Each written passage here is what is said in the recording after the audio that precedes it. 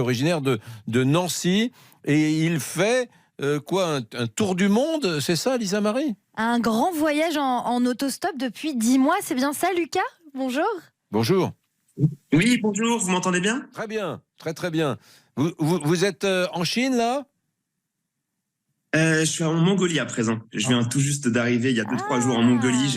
J'ai passé 15 jours en Chine, mais je viens tout juste d'arriver en Mongolie. Vous êtes allé de Chine en Mongolie en autostop? Tout à fait, en plein hiver. Donc c'était particulier, c'était un petit peu rude. C'est actuellement moins 25, moins 30 degrés.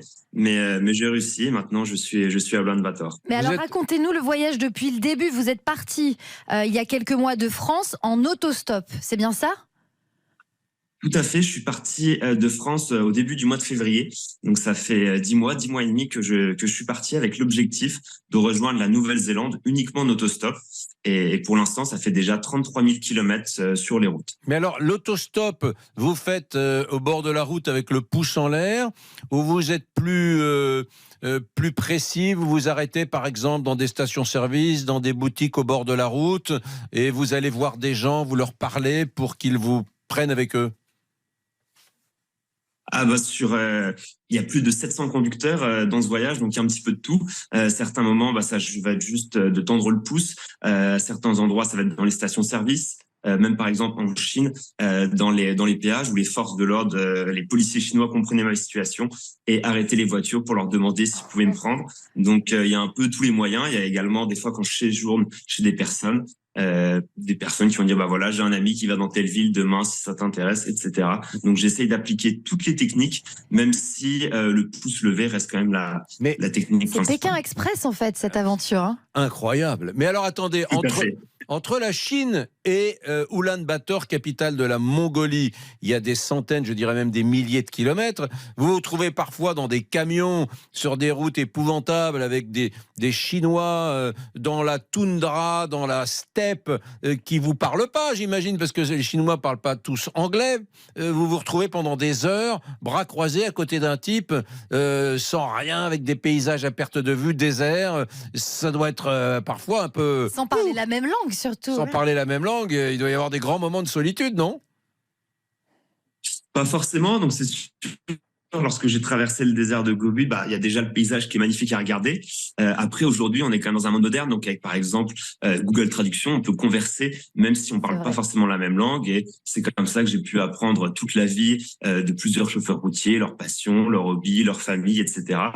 Donc aujourd'hui, on a les outils et c'est vraiment cette chance de voyager en 2023, ce qui fait qu'on peut discuter avec des Chinois, mais également des personnes qui parlent toutes les langues, même si on ne parle que français. Des anecdotes, alors Lucas, les rencontres les plus dingues, surprenantes, étonnantes, rigolotes que vous avez pu faire en faisant de l'autostop comme ça, jusqu'en Chine pour l'instant, jusqu'en Mongolie?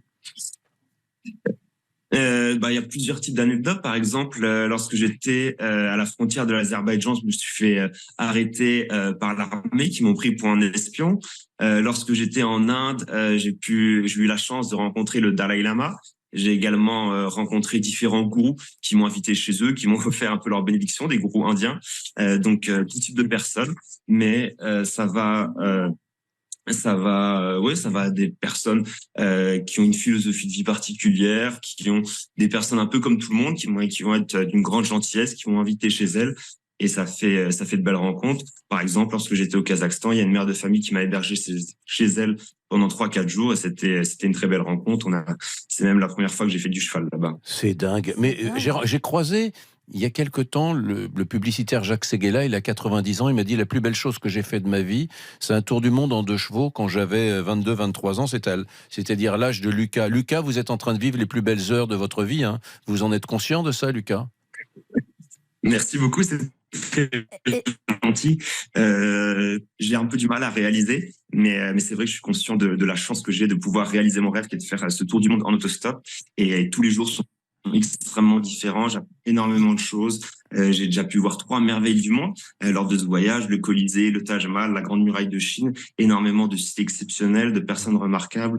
Donc c'est super. Bon, et le c'est très confort, intense. le confort, il n'y a pas des moments, parce qu'il y a un budget, tout ça, vous êtes parti longtemps. Mais comment vous financez ce voyage? Comment vous le financez? Comment vous dormez? Vous dormez où? Est-ce qu'il y a des nuits qui sont difficiles? Est-ce qu'il vous est arrivé de dormir à la Belle Étoile? Enfin, pas en Mongolie, il fait moins 30 degrés. Est-ce que vous mangez toujours à votre faim? Donc, je vais me permettre de commencer pour les sponsors. En fait, j'ai différents sponsors pour financer ce voyage. Il y a par exemple différentes écoles, que ce soit des écoles qui vont donner un petit peu d'argent, et en échange, je vais faire des visioconférences avec les enfants pour leur présenter la géographie, l'histoire, la culture du pays, mais également le quotidien. Donc, ça peut être le quotidien des petits Mongols, des petits Indiens, etc., à travers le monde. Donc, c'est le premier partenaire. Et il y a également la confiserie chocolaterie Brebion de mon village qui me finance. En échange, je prends des photos, des sucettes ou des chocolats. Et c'est quoi votre village, Lucas? Devant des monuments iconiques comme ça. Oui, la liaison n'est pas formidable. Qu'est-ce que vous voulez lui demander? C'est de quel village vous venez? C'est l'Yverdun. L'Yverdun. Je viens de l'Yverdun. Ouais. C'est pas très loin de Nancy, c'est ça, hein? À côté de Nancy. Voilà. Mais comment vous allez faire pour aller en Nouvelle-Zélande? Parce que l'autostop, je rappelle qu'il y a quand même des milliers de kilomètres de mer, d'océan pour arriver en Nouvelle-Zélande. Bateau-stop peut-être. Du bateau-stop, vous allez faire? Donc, tout à fait, je vais tenter le bateau stop. C'est comme ça que j'ai pu, par exemple, franchir la mer Caspienne en faisant du bateau stop entre l'Azerbaïdjan et le Kazakhstan, ou également sur le Mékong lorsque j'étais au Laos, en réussissant à m'incruster comme ça sur des pirogues, en demandant aux personnes qui conduisent, etc., si c'était possible. Donc, j'ai pu traverser des fleuves, des petites mers, donc pourquoi pas l'océan. Merci Lucas Venner, ce garçon est extraordinaire, il a 23 ans, il est parti de son petit village de l'Yverdun près de Nancy, il va finir aux antipodes exactement de l'Yverdun. Et on peut suivre ses aventures sur son blog, Pouce pour un, et son Instagram Pouce pour un. Pouce pour un, pouce comme le pouce. D'accord. Pouce pour un. Pouce pour un. Et je vous propose, Eric, qu'on le rappelle dans quelques temps pour savoir où il en est. Il a quand même traversé le désert de Gobi, 4000 km par moins 20 degrés Celsius en autostop. Ce type est incroyable. Il est incroyable. On le rappellera, on veut connaître la suite de ce périple. Voilà, merci. Voilà, ça s'appelle les auditeurs du bout du monde, et lui, il est vraiment du bout du monde.